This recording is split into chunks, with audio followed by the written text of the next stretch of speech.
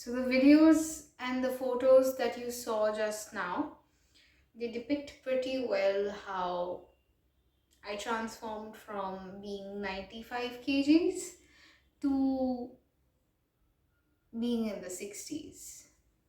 Ignore these two lovely strands of hair who refuse to um, coordinate with the other people in the hair society. Anyway, how did I lose weight is the big question. When I lost a ton of weight, so I was 95 until the first 16, 17 years of my life. I used to binge on several packets of junk foods in a set amount of time. Not for the sake of it, not because I liked eating junk food, but because I wanted to cope with my stress somehow.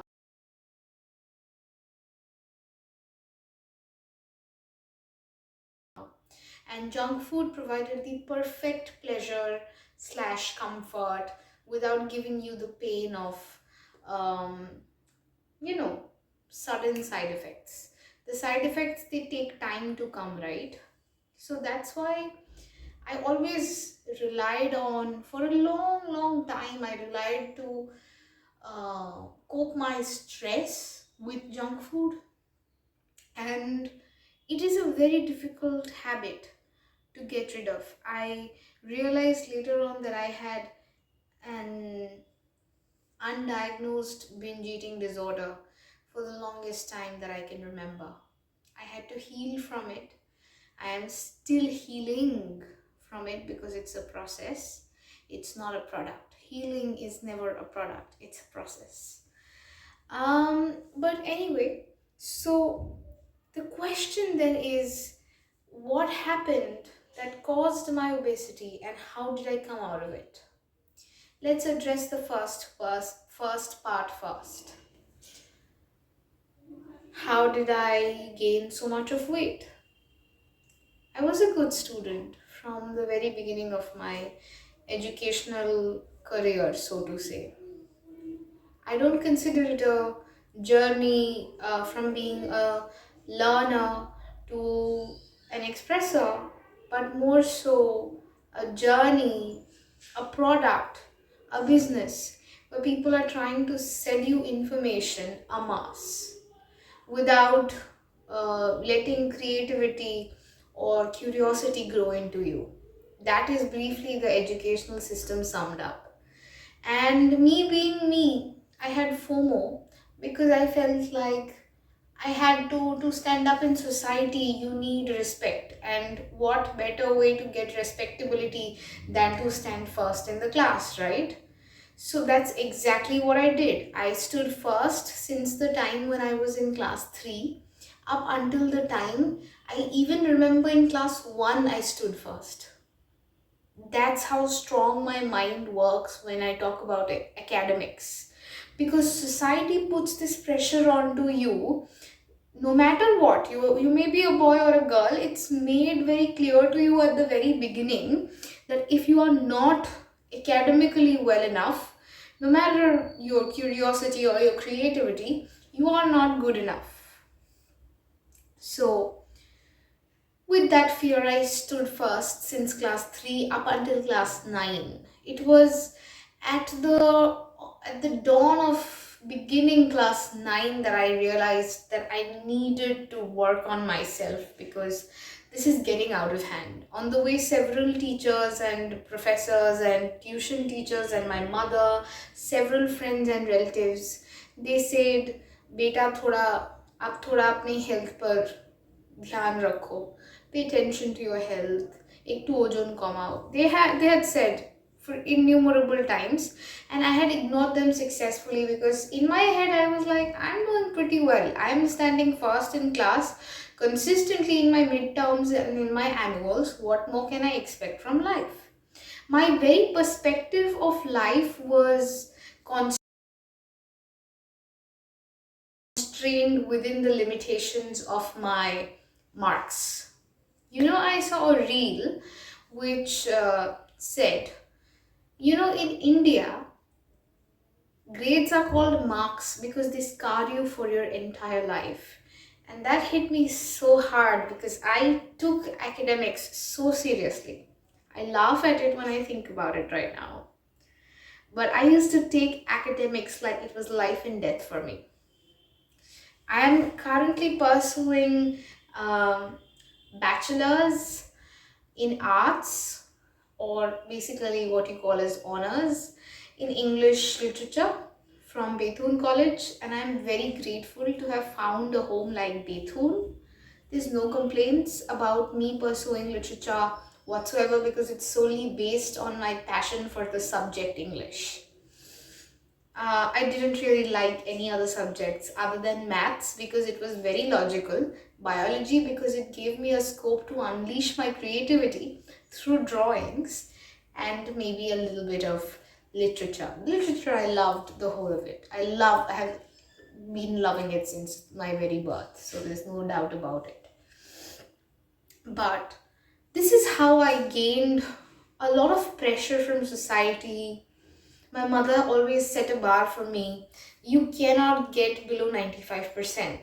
Whenever I got less marks, my mom used to be like, you can't do that.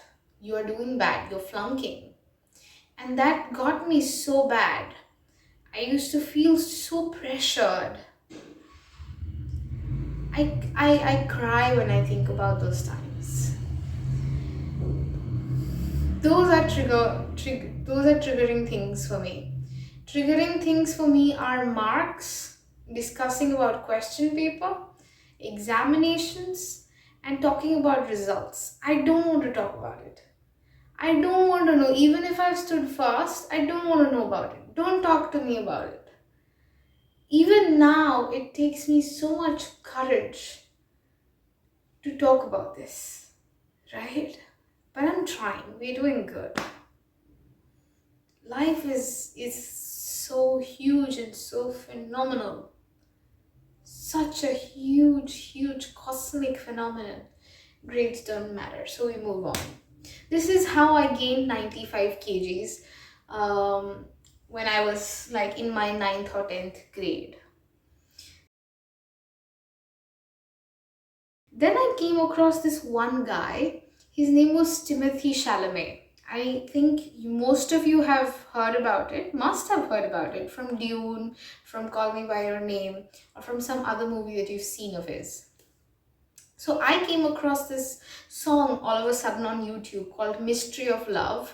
Checked it out. I loved it. I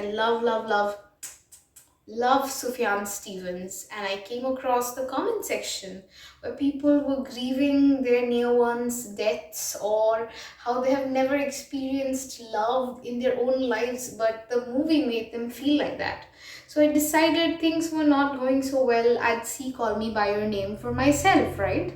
So I downloaded Telegram and I watched the damn movie. And the damn movie wrecked my entire life. For the first time when I was seeing this movie, it was November of 2021 and I was 17 years of age. I was seeing this on a very chilly winter evening tucked in my quilt. And as I progressed through the movie, I felt like, oh, this is such a normal movie about love, right? It's just about transgender love and I love it. There's no complaints about it. But then I saw the ending. And then it took me some time, to sink in with that. And for the next 3 days, I couldn't stop thinking about that ending at all, about that phone call and about that fire scene. And I was like, man, what just happened? And I never stopped thinking about it ever since. So that was my beginning of my love affair with the phenomenal capacity, emotional capacity of Timothée Chalamet and the phenomenal work ethic that the guy has. I next proceeded to watch every single available movie of Timothée Chalamet that I could, starting from King, which is one of my favorite movies until date and a very underrated one, to Dune, to that movie where Florence Pugh, Timothée Chalamet and Saoirse Ronan act. And he became an inspiration for me. He has a phenomenal work ethic, and his acting is nowhere less than what I've seen some of the most brightest stars in Hollywood act. Be it Daniel Day-Lewis or any other person, right? So I saw this boy. He is young. I am young. I, I didn't I didn't fall in love with him, but he became more like an inspiration for me. I felt like this guy is doing such a wonderful job with his life. Can I not do the same with mine? Because my life has become miserable. And you know what happened next?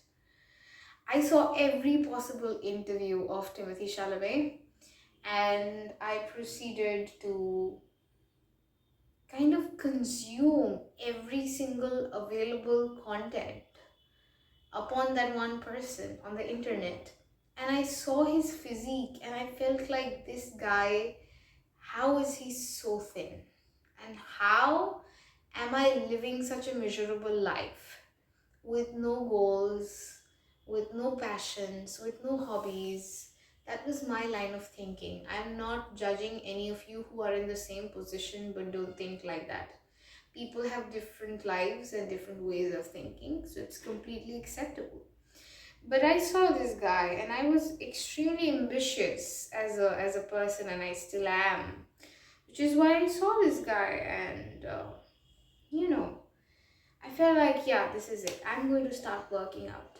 For the next 2 years, from 2021 to 2022 end, I would say, for the next 1 year, I had this one guy, Timothée Chalamet, on my phone everywhere. I kept him as my wallpaper. I kept him as my idol. His work ethic was my inspiration. And seeing him, I used to go work out every day. He became that one source of inspiration. I still think I wouldn't have been able to work out as consistently as I did, provided I did not have that one guy as my pillar. So people ask me, how did you do it? How did you do it? People cannot do that damn thing so consistently, because I was 95 kilos. And every day you work out, you feel like, have I lost weight? I never looked at if I lost weight. I just looked at, am I showing up every day? And if I am, that's good enough for me. I used to work out only for 30 minutes. I never had a gym to go to. I had no trainers, no yoga instructors. I had no money with me. All I had is a laptop and my body and my mind. That's all. What I decided though was that I'm going to show up for myself every day. And in my dietary, whatever changes that I made, those were kind of drastic. So, right now I am probably 65 kilos, right? I'm 19 years of age right now, almost about to be 20. So, yay! This April I'm going to turn 20. But the dietary changes I made at 17 really changed my life. I used to eat only fruits, vegetables, and meat once a week. I ate no more than one meal a day. So the rest of the day I was fasting. But of course, this is a policy of restriction and should not be adopted by anybody that is suffering from binge eating disorder or anorexia or any other eating disorders that are out there. For sustaining your body and mind, you need at least two sufficient full meals a day.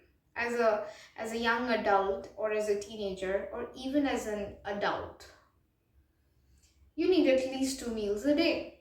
But I cut it down to one. What happened as a result was I was watching a lot of mukbangs and eating vicariously through videos.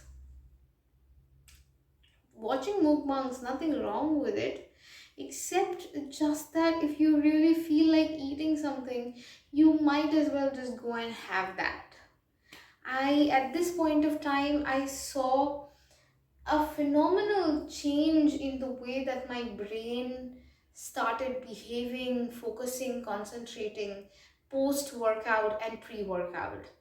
So, seeing the results that a dopamine kick gave me, I kept on working out.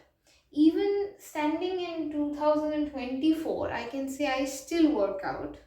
Maybe not as consistently, maybe not every single day, but I still work out to this day because I feel like this is not a habit that you pick up and you throw out of your life so suddenly, but because I feel like this is a lifestyle. Working out is not a punishment, it is self care for your body. Of course, at one point of time, your body will not be able to move.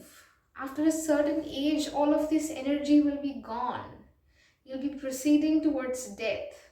When I remember that, I feel like this is a privilege that I'm able to talk and share my ideas, and I'm able to move my body, and I'm able to reward this entire system for what it does by fasting or by intermittent fasting or by working out. And yes, you don't need a gym for working out. You can just do it in your own home. I had a flight of stairs that I climbed up and down 120 times at the max, 60 times at the least to get my workouts in. That's how I still work out. Some days when I didn't feel like it, of course, I saw different YouTube videos and I worked out, and that was fun as well. Whatever suits you, or maybe you can just get in with a combination of all of these: swimming, running, dancing, jogging, badmintoning, playing tennis, just keeping your body active, walking. Anything is workout. Okay, so that's how it took me around 1.5 years to come down from 90 kilograms to about 53 kilograms. That's how much weight I lost. If you see the before and the after pictures, I will post them right here. You will see how much of weight I lost. This year, I feel like it's no more important for me to focus on my physical goals, but more so on my emotional and my spiritual goals, because physically and mentally this one is adept enough. Now we need to focus on the spiritual part of it. That will be for another day. I hope you found some inspiration. Remember, there were days when I felt like I don't want to do this damn thing. Every day I felt like it. I did not like working out. My mind constantly resisted, but I pushed myself and I said, just begin, just begin. And I pushed through it. And then when it became a habit, it became easier and easier. So the first day that you started, it's a little difficult, and then it becomes a little easier, and then it just becomes like a smooth ball that you just play around and roll around with. There are no longer those sharp edges that hit you.